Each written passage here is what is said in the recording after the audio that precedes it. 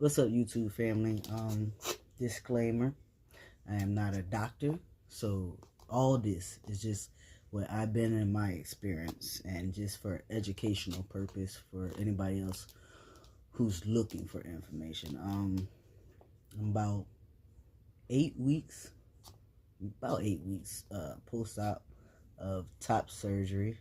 I feel like I achieved all this within a year, so 2025 definitely went out with a bang, in my opinion, because I achieved most of what I was trying to do, at least before I turned 40. I'm 39, so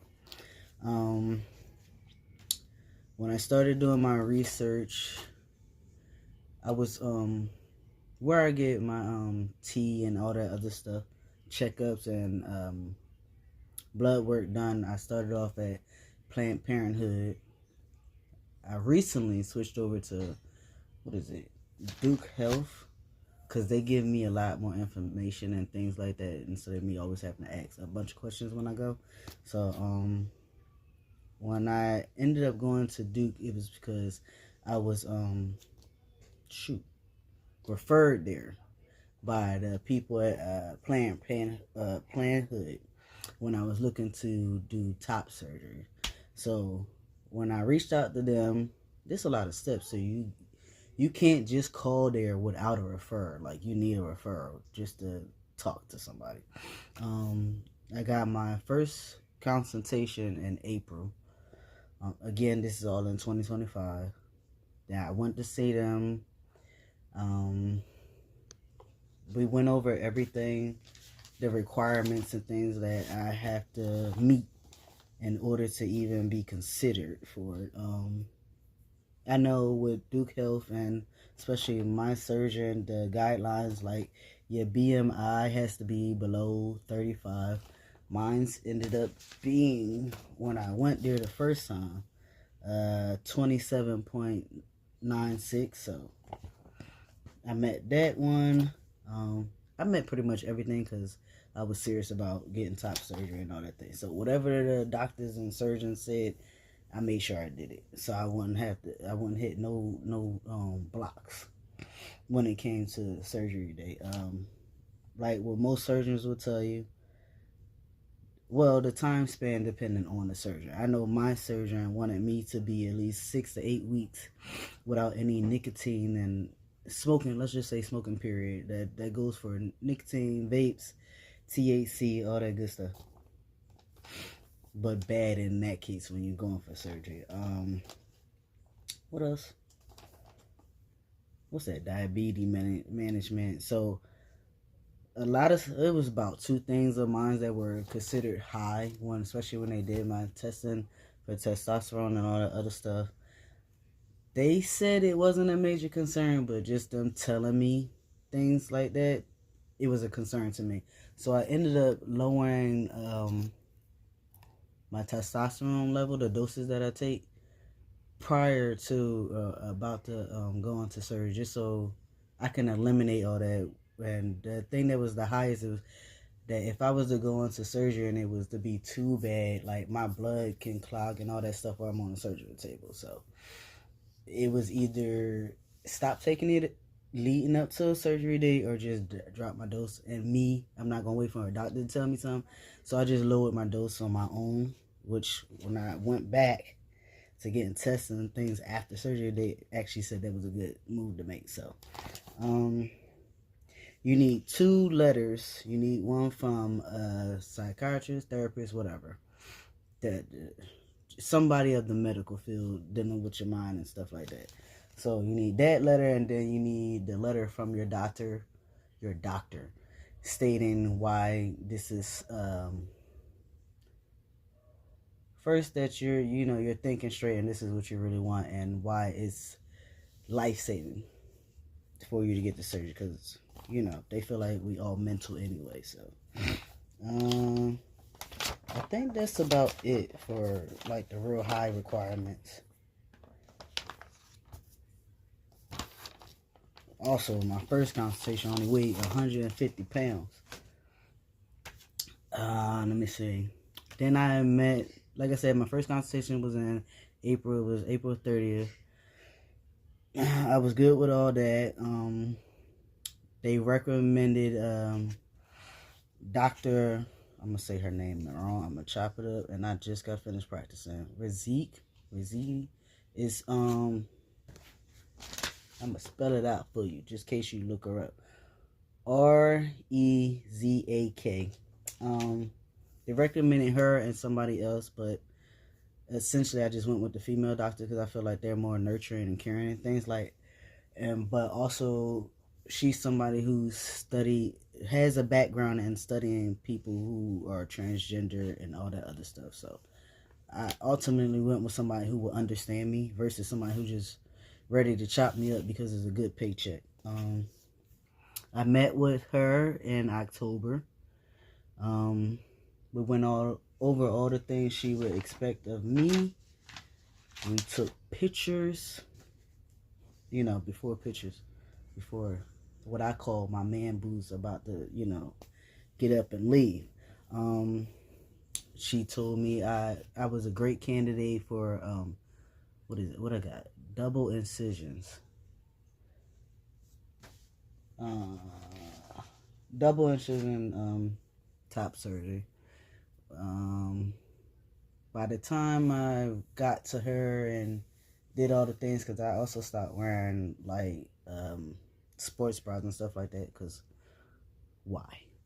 By the time I got to her, I was about a B cup, but that still eliminates me from anything else like the keyhole and something else that doesn't require too much cutting up. So, but like I said, I was a perfect candidate for a double incision, which is cool. I don't mind scars because having scars also lets me know that I achieved something and it is a part of my journey. So I was cool with that, and also got a bunch of tattoos. If I feel any type of way, I would just get a tattoo over it. But I like my scars. What little I have, I'll show in a little bit. But anyway, like I said, I met with the surgeon in October. Took the pictures and things like that. After my appointment, I was told I would be given my surgical date within a month. Now, me thinking, because like I said, I do a lot of research before I just jump in and go do something.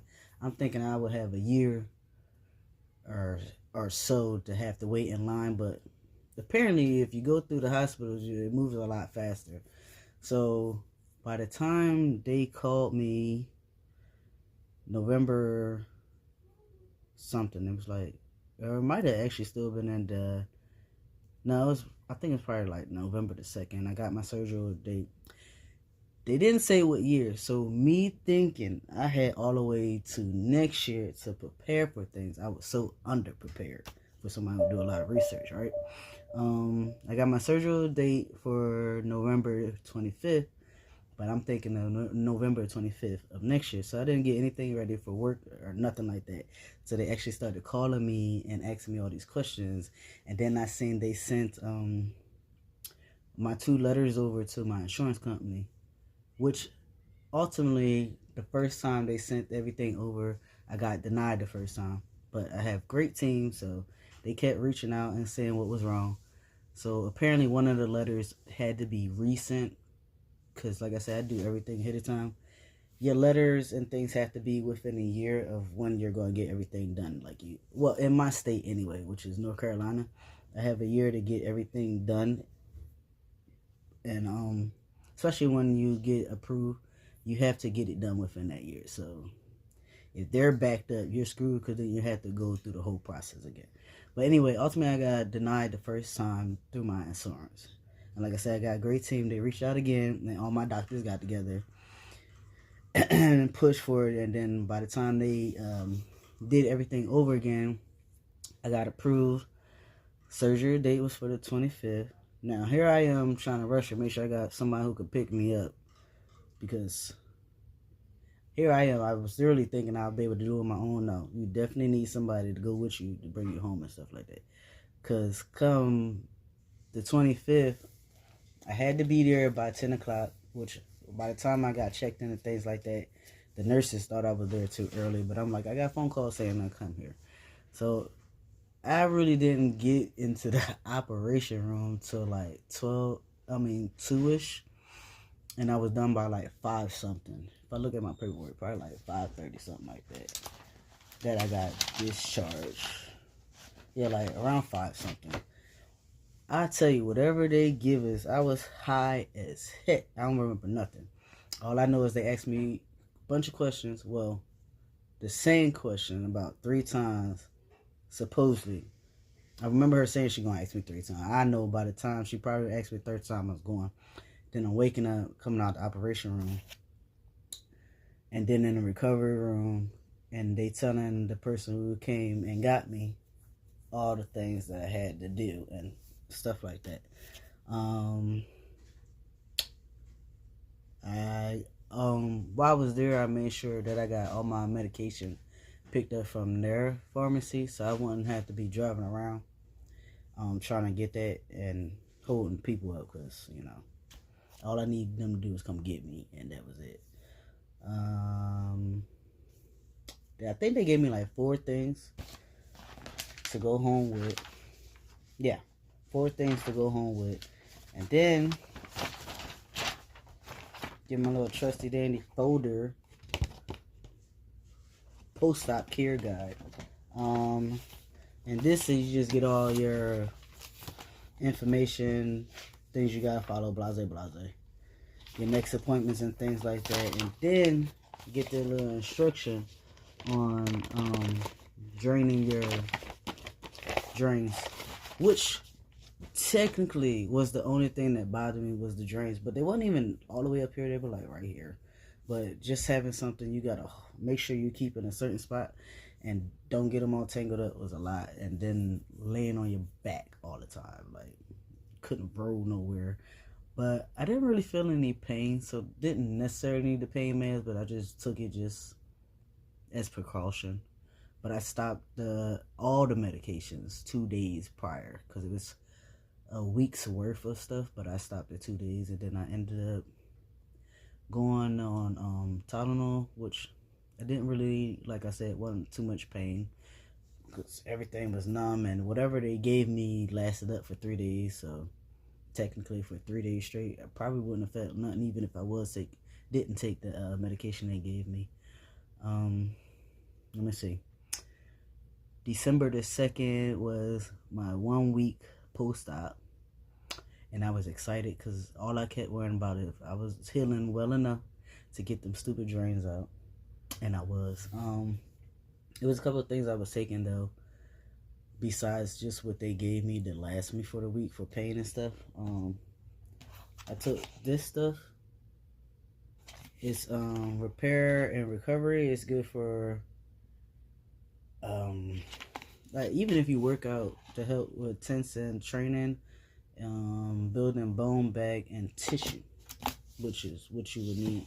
You're building back after you get top surgery, the tissue and stuff like that. But I was able to get my drains out, and the doctor felt around, and apparently I was healing real well. So I don't know if I can say all this did the job, but you know, I feel like it was a big factor. Let me see. December the 22nd was my 4-week follow-up, which I also was able to stop wearing that stupid binder. Like, you gotta wear that binder even after you get the drains out. And the binder, like, I guess because it was so tight, and they go from telling you can't wear them darn things for too long, that when you go get top surgery, you gotta have it on up for 4 to 8 weeks. Like, that was drawing. So I was excited about getting that off too. And like I said, apparently I'm healing very well. I'm happy with my results. Also, I got top surgery without nipples. I didn't. 1, it takes even longer to heal, and 2, there's like a 50% chance that they could fall off and things like that. I didn't feel like going through all that. And if you know me, I got an obsession with aliens. So I don't believe aliens got nipples. So that was another big factor in why I didn't want nipples. I didn't care for them when they was there anyway, so I'm not gonna miss them. And I can't wait till I be outside without my shirt on. But anyway, I'm gonna show y'all my results. I'm breaking out, boy. Listen. Like I said, this is without nipples. My doctor, surgeon, doctor, whatever, did an excellent job. Like, I'm gonna show you my skincare also that I've been using. But I believe it healed up very nicely.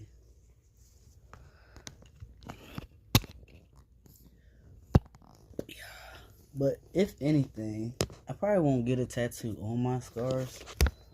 I was planning on getting a tattoo way before top surgery anyway. I'm just going to probably get stuff in this space because I already have something right here. Let me see. I go see my doctor, well, the surgeon, again in March just to make sure everything's still good. I feel like it is, but along here, it's still very much like, I don't want to say numb, but tissue that you still gotta massage once you're able to do your skincare. So I got this little massage rolling ball, and I do it maybe 2-3 times a day, and I just roll on it like this, and then along my scar, because you gotta break up that tissue in there. Like I said, the little nice little rolling ball. You can make this hot or cold. I don't do too much of cold. I mean hot. I use this combined with this.